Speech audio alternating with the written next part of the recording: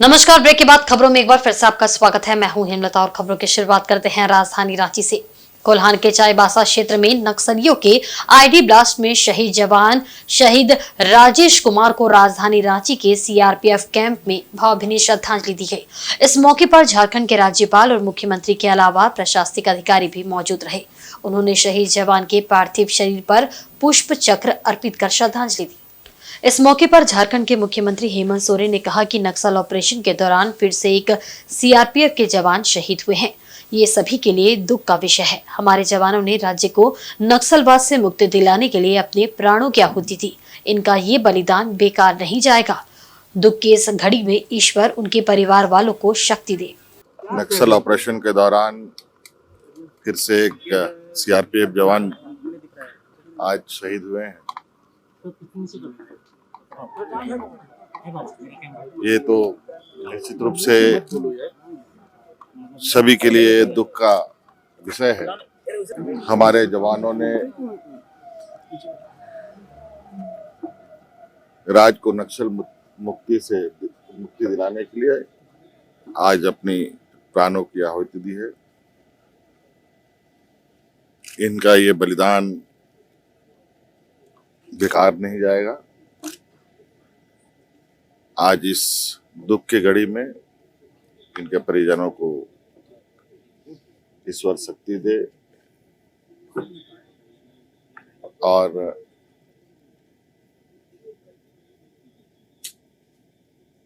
जो मुहिम है, जिस मिशन पर हम सब लगे हैं, ये मिशन कामयाब हो। इधर राजधानी रांची के मोराबादी मैदान में आजसू के 3 दिवसीय महाधिवेशन का आयोजन किया गया है। इसके पहले दिन झारखंड राज्य की चुनौतियों के साथ सामाजिक न्याय और राजनीतिक भागीदारी जैसे अहम विषयों पर अलग अलग क्षेत्र के विशेषज्ञों के द्वारा परिचर्चा की गई। इससे पहले आजसू पार्टी के केंद्रीय अध्यक्ष ने महाधिवेशन का विधिवत उद्घाटन किया। साथ ही मौके पर उपस्थित झारखंड के आंदोलनकारियों को सम्मानित भी किया गया। वहीं प्रतिवेदन और पार्टी के संविधान संशोधन का प्रस्ताव भी पेश किया गया। अपने संबोधन में आजसू पार्टी के केंद्रीय अध्यक्ष सुदेश महतो ने कहा कि आजसू का महाधिवेशन झारखंड नवनिर्माण का संकल्प समागम है। इसका उद्देश्य राज्य के निर्माण में योगदान देने वाले आंदोलनकारियों का सम्मान करना है। साथ ही अलग अलग क्षेत्रों से आने वाले विशेषज्ञों के विचारों को एकत्रित कर उनकी रायशुमारी के आधार पर एक बेहतर झारखंड के लिए ब्लूप्रिंट भी तैयार करना है।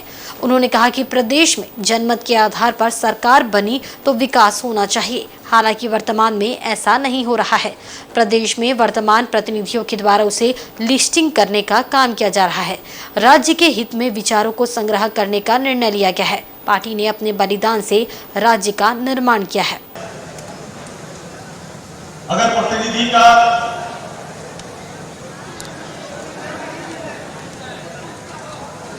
और प्रतिनिधियों का समर्थन हो तो इस महाधिवेशन को राज्यव्यापी बनाया जा सकता है। और आज आप सभी के सहमति से इस पूरे 3 दिन के कार्यक्रम को राज्यव्यापी बनाने का निश्चय हम सब लोगों ने लिया है। जहां इस कार्यक्रम के माध्यम से हम साधारण गांव और ग्राम सभा को आपके साथ इस सभागार में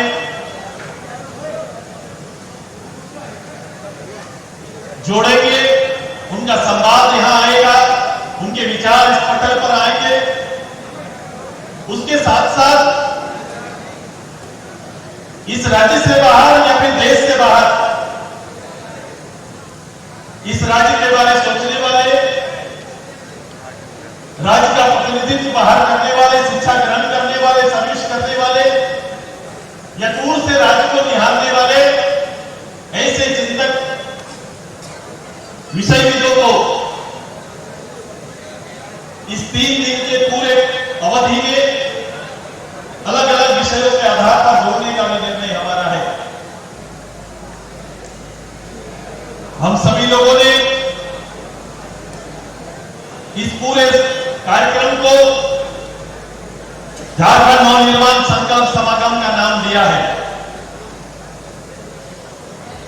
यूं तो 5 साल की अवधि के बाद महाधिवेशन हो रहा है, लेकिन महाधिवेशन के उद्देश्य को बड़ा करते हुए राज्य के नवनिर्माण का संकल्प समागम का नाम इस कार्यक्रम को देते हुए इसके कार्यक्रम की रूपरेखा उसी स्तर की तैयार की गई। केंद्र सरकार द्वारा महिला आरक्षण बिल पास करने के बाद विपक्षी दल उसका स्वागत करते हुए इसकी कमियों को पूरे देश भर में बताने का अभियान चला रहे हैं। इसी के तहत महिला कांग्रेस की राष्ट्रीय कोऑर्डिनेटर सुश्री सद्दाब जफर जमशेदपुर पहुंची। यहां उन्होंने महिला आरक्षण के अस्तित्व और केंद्र की भाजपा सरकार की नाकामियों को गिनाया। उन्होंने कहा कि जिस महिला आरक्षण को मोदी सरकार अपनी उपलब्धि बता रही है, वह वर्षों से कांग्रेस के द्वारा लाने का प्रयास किया जा रहा है, लेकिन तत्कालीन विपक्षी दल भाजपा ही इसका विरोध करती रही थी। आज उसी आरक्षण को संसद में पास कर भाजपा सरकार अपनी वाहवाही लूट रही है, लेकिन इसमें ओबीसी को महत्व नहीं दिया गया है। इस कारण ये आरक्षण अधूरा है। वहीं अगर केंद्र सरकार की मंशा साफ रहती तो वर्तमान में 5 राज्यों में चुनाव के दौरान ही इसे लागू करवा दिया जाता, पर जिस तरह से बिल पास कर परिसीमन और अन्य बातों को सामने रख रही है, उससे वर्षों तक ये आरक्षण लागू नहीं हो पाएगा। महिला कांग्रेस के राष्ट्रीय कोऑर्डिनेटर ने कहा कि इससे ये आरक्षण कहीं मोदी सरकार के 15 लाख रुपए के जुमले वाली जैसी कहावत ना बनकर रह जाए।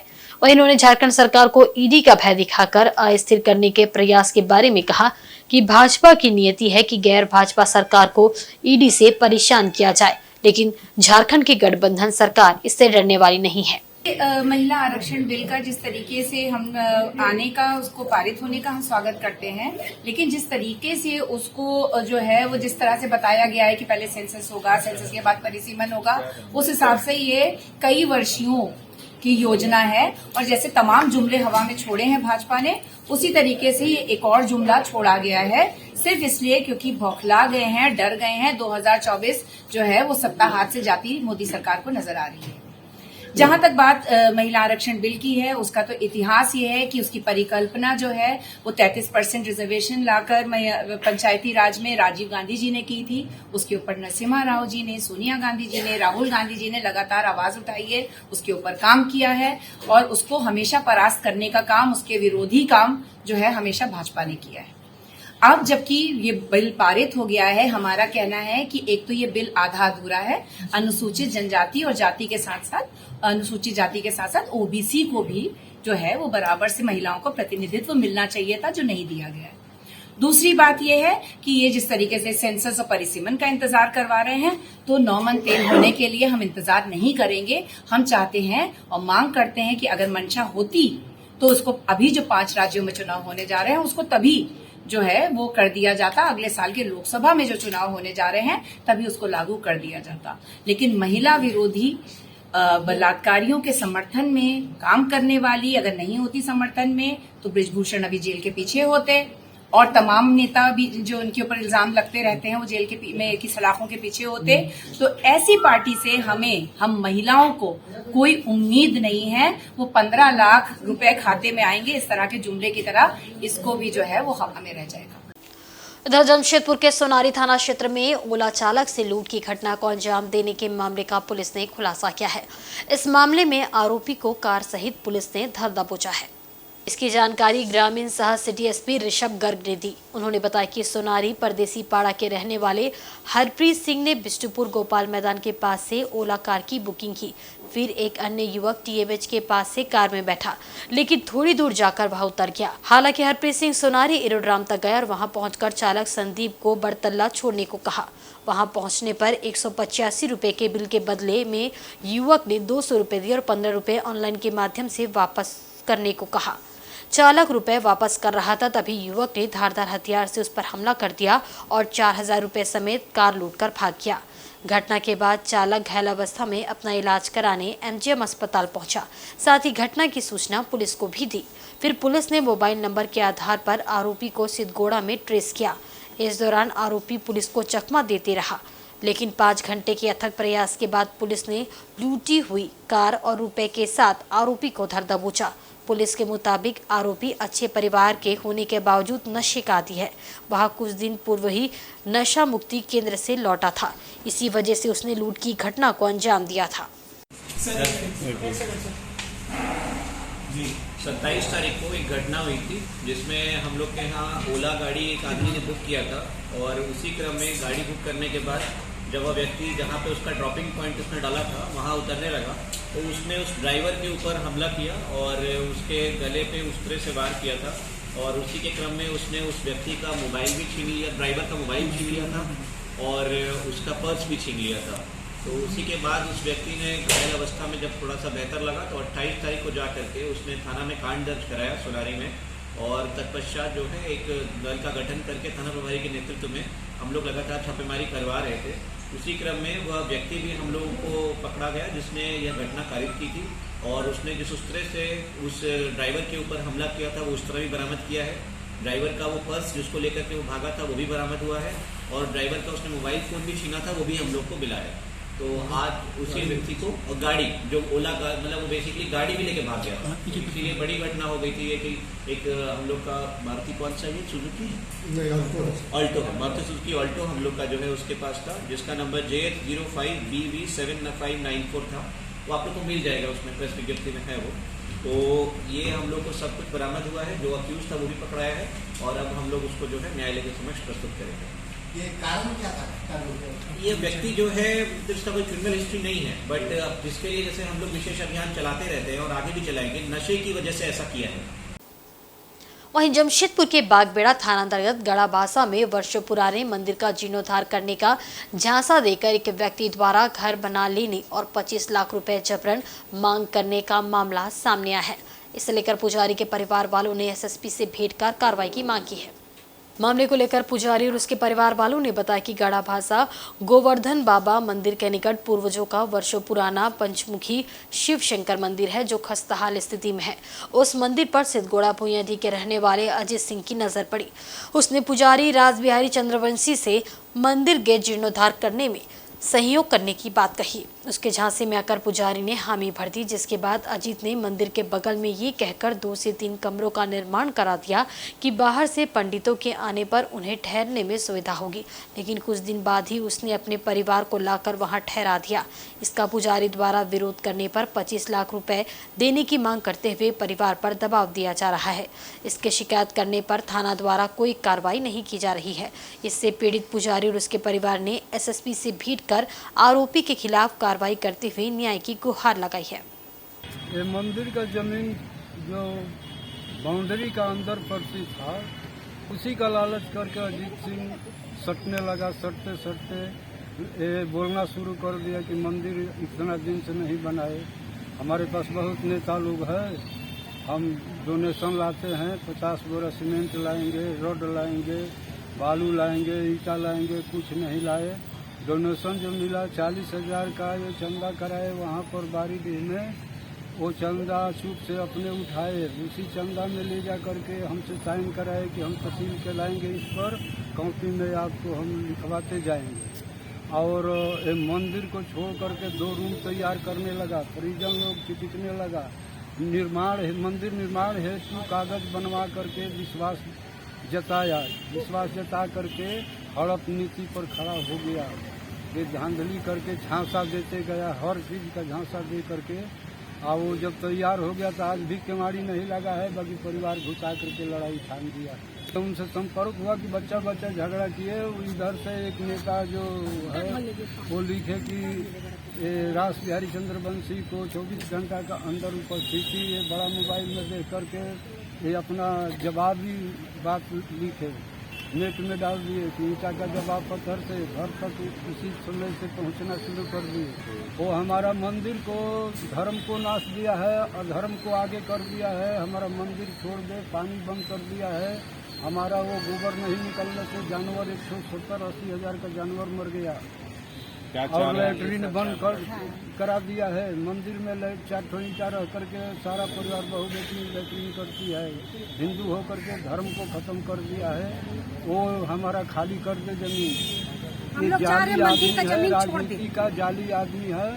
हर जगह अन्य लोग का धमकी दे रहा है। जमीन किस कोर्ट से, कचहरी से, हर जगह जमीन ये साधु का है। वो संपर्क हम लोग का रिश्तेदार भी कुछ नहीं है, बस उसी मतलब पेपर का जरिया से वो हम लोग का घर में आना जाना शुरू किया था कि हम नेता लोग का साथ रहते, आप लोग को हेल्प करेंगे, आप गरीब आदमी, हम मंदिर बनाने में भी सहयोग करेंगे। तो इस मौका पे वो आने लगे। तो उसके बाद में वो मंदिर का जमीन को हम लोग को पता नहीं था पापा को क्या किए नहीं किए।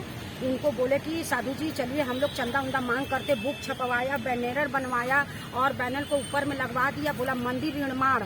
और हम लोग यही पूछना चाहते क्या निर्माण किया वो, हम लोग को प्रशासन से यही निवेदन है कि हम लोग को प्रशासन न्याय दिलाए कि क्या निर्माण किया, हम लोग ये पूछना चाहते हैं। उनका फैमिली वो धोखा दिया मंदिर का वजह से, वो जमीन का चलते धोखा दिया, जमीन लेने का चलते हम लोग को पाठ पूरा पढ़ाया मेरा पापा को। वहीं सरायकेला अनुमंडल पदाधिकारी कोर्ट के आदेश पर शुक्रवार को आदित्यपुर के वार्ड नंबर 17 में आवास बोर्ड के HIG फ्लैट खाली करने के अधिकारियों को विवाद और विरोध के चलते वापस लौटना पड़ा। नतीजन फ्लैट खाली कराने का कार्य पूरा नहीं हो सका। प्राप्त जानकारी के अनुसार गम्हरिया अंचल क्षेत्र के आदित्यपुर नगर निगम वार्ड 17 स्थित आवास बोर्ड के HIG फ्लैट पर अवैध कब्जे को अनुमंडल कोर्ट से खाली करने का आदेश दिया गया है। इसी को लेकर अंचल निरीक्षक पर्याप्त पुलिस बल के साथ मौके पर पहुंचे। हालांकि कब्जे में लिए व्यक्ति के विरोध में घंटों चले विवाद के बाद भी समस्या का समाधान नहीं हो सका। बाद में जनप्रतिनिधि के हस्तक्षेप से प्रशासन द्वारा मकान के कब्जाधारी पक्ष को मोहलत दी गई। उसके बाद मकान खाली कराने का अभियान फिलहाल टाल दिया गया। बताया जाता है कि उक्त HIG फ्लैट गोपाल कृष्ण वर्मा के नाम से आवंटित है, जिस पर बबन सिंह नामक व्यक्ति द्वारा कब्जा जमाया गया है। हालांकि उक्त व्यक्ति के पास आवास बोर्ड फ्लैट आवंटन के कागजात उपलब्ध नहीं है, जिसके आधार पर अनुमंडल कार्यालय द्वारा मकान खाली करने का आदेश दिया गया था। मौके पर मौजूद गम्हरिया अंचल कार्यालय के निरीक्षक मनोज कुमार सिंह ने बताया कि SDO कोर्ट के आदेश पर सशस्त्र बल के साथ मकान खाली कराने पहुंचे थे, लेकिन फिलहाल विरोध के चलते कब्जाधारी बब्बन सिंह को मोहलत दिया गया है। क्या ये बताइए ना, मामला है, एक मिनट आपसे पूछा, मामला क्या है? SDO साहब का आदेश में घर खाली कराना है। कहाँ पे खाली कराना है? कि आपको इस जगह क्या बोलता हो? HIG फ्लैट है। अच्छा, इसको खाली कराना है। बबन सिंह को जबरदस्ती इसमें रहते हैं, उन्हीं को हटाना है। किनका घर? इनका है, क्या नाम है? गोपाल कृष्ण का लिखा है। तो क्या हुआ, बात कुछ बना अभी तक? अरे भाई कार्रवाई चल रहा होगा तो आपको बताया जाएगा।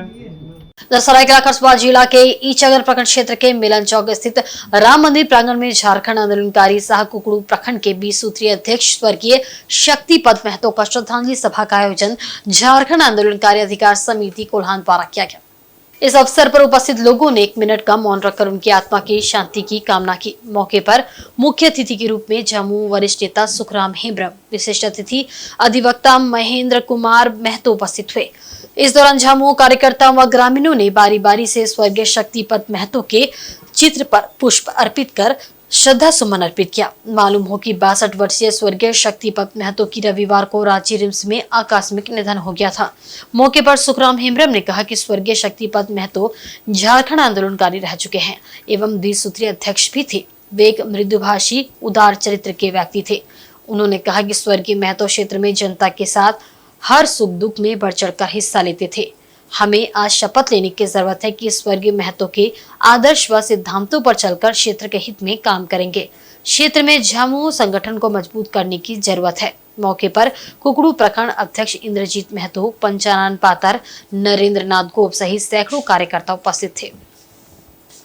वहीं सरायकेला अनुमंडल पदाधिकारी कोर्ट के आदेश पर शुक्रवार को आदित्यपुर के वार्ड नंबर 17 में आवास बोर्ड के HIG फ्लैट खाली करने के अधिकारियों को विवाद और विरोध के चलते वापस लौटना पड़ा।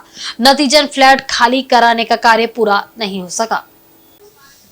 इधर जमशेदपुर के घाटशिला अनुमंडल अंतर्गत जोरसा पंचायत के लगभग 600 ग्रामीणों को विगत 3 माह से राशन नहीं मिल रहा है।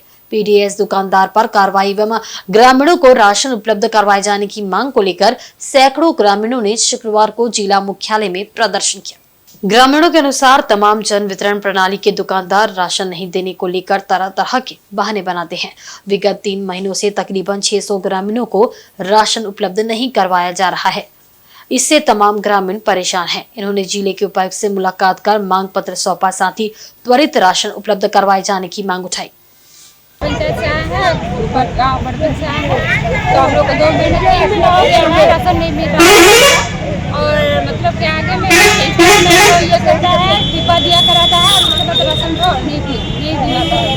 बताइए। हम लोग घंटशिला प्रखंड गालूडिया जोड़िसा और बड़बिल का मिला हुआ दोनों गांव का आदमी आया है। हम लोग को 3 महीने से राशन नहीं मिला है। हम लोग को राशन चाहिए। गरीब लोग पूरा परेशान में है। किसी का हांडी भी नहीं, अभी हांडी में चावल है। वो लोग परेशान में पूरा एकदम गरीबी छा गया है बड़बिल जोड़सा का गांव का आदमी को। उसका लिए डीसी मैडम से हम लोग का निवेदन है कि जल्द से जल्द हम लोग का अनाज मिले, हम लोग का कार्रवाई किया जाए। वहीं जमशेदपुर फोटोग्राफर की ओर से सांची अम्बागान स्थित हाई स्कूल सभागार में बैठक की गई, जिसमें बढ़ती महंगाई को लेकर ग्राहकों को किस तरह से न्यूनतम खर्च का भार के साथ अपना रोजगार चलाए, इसके लिए बैठक की गई। कोरोना काल के बाद से शादी समारोह में होने वाली फोटोग्राफी और वीडियोग्राफी का खर्च बढ़ता गया। इसका मुख्य कारण कई तरह के उपकरण की अनुपलब्धता और उसकी कीमत में बढ़ोतरी मुख्य कारण रहा, जिस वजह से शादी समारोह में कार्य करने वाले इन कर्मियों को मजबूरन अपने शुल्क में बेतहाशा वृद्धि करनी पड़ी। इस वजह से इससे जुड़े कर्मी बेरोजगारी की राह पर आ गए। इसी को लेकर बीते शाम सांची स्थित हाई स्कूल में एक बैठक की गई और उसमें निर्णय लिया गया कि किस तरह से मेहनताना शुल्क में कटौती कर अपने रोजगार और ग्राहकों के कार्य को संपन्न करा सके। इसे लेकर प्रथम चरण में लिए गए निर्णय को जल्द ही अगली बैठक कर इस पर पूर्ण विचार करते हुए आने वाले नवंबर-दिसंबर के शादी समारोह में ग्राहकों को भारी शुल्क से निदान करने पर विचार किया जाएगा। फोटोग्राफर सोसाइटी को एकजुट करने के लिए एक आम सभा का हम लोग आयोजन किए हैं और इसमें हम लोग जितने भी फोटोग्राफर लोग के लिए कुछ प्रॉब्लम आ रही है, समस्या आ रही है, उस पर डिस्कस कर रहे हैं। साथ में अभी नवंबर और दिसंबर का सीजन स्टार्ट होने वाला है और उस सीजन के समय हम लोग के लिए जो मिनिमम फोटोग्राफी का रेट होना चाहिए, एक वेडिंग फोटोग्राफर एक वीडियोग्राफर को क्या लेना चाहिए। बहुत सारे फोटोग्राफर को इसमें समस्या आ रही है, उसके लिए एक मिनिमम इन द सेंस की सबसे कम रेट का एक वेडिंग फोटोग्राफर और वीडियोग्राफर क्या लें, उसका रेट तय करने के लिए हम लोग बैठे हैं। और आज मोस्ट प्रॉब्ली सब लोग इस बात पर एग्री हो जाएंगे, तो इसको हम लोग आज ही बता दिया जाएगा कि हम लोग किस बात पर मतलब इस बात पर हमारा सहमति बन गया है कि आने वाले दिनों में जो नवंबर दिसंबर का सीजन जो स्टार्ट हो रहा है उसमें मिनिमम रेट क्या होना चाहिए और जितने भी नए पुराने फोटोग्राफर को इस समस्या से थोड़ा आराम मिलेगी। साथ ही हमारे कस्टमर को भी ये आराम मिलेगी कि उनको पहले से बजट बनाना नहीं पड़ेगा, उनको पता रहेगा कि इतना बजट हमारा मिनिमम लगने वाला है। मैक्सिमम का कोई लिमिट नहीं होगा क्योंकि सिनेमैटिक और फोटोग्राफी में इतने सारे इक्विपमेंट जुड़ गए हैं जिस कारण से फोटोग्राफर लोग का कॉस्ट बहुत बढ़ रहा है, डेली बढ़ रहा है। और आज के बुलेटिन में बस इतना ही। कल फिर हाजिर होंगे कुछ नई खबरों के साथ। तब तक देखते रहें इनसाइड झारखंड न्यूज। नमस्कार।